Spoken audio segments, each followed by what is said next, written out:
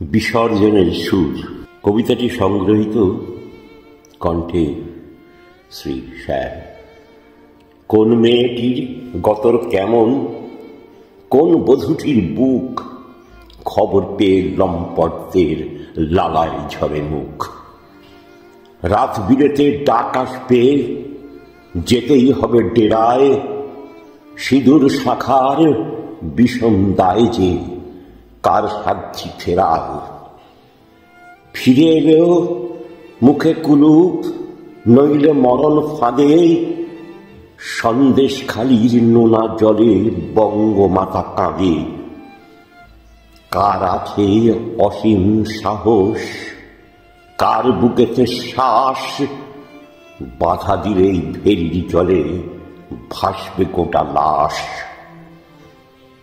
শাহজাহানের দুপা ধরে গরিব চাষি সাধে, নাও নিয়ে নাও জমিটুকু মোর, ঘরের লক্ষ্মী বাদে।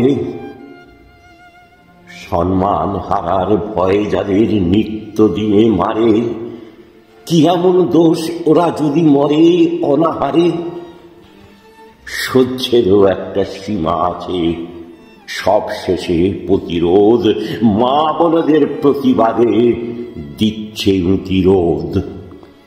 দেওয়ালে পিঠ ঠেকলে নাকি পাল্টায় দেওয়ালের লেখা, সন্দেশখালি তোমার কাছে রয়েছে যে অনেক শেখা।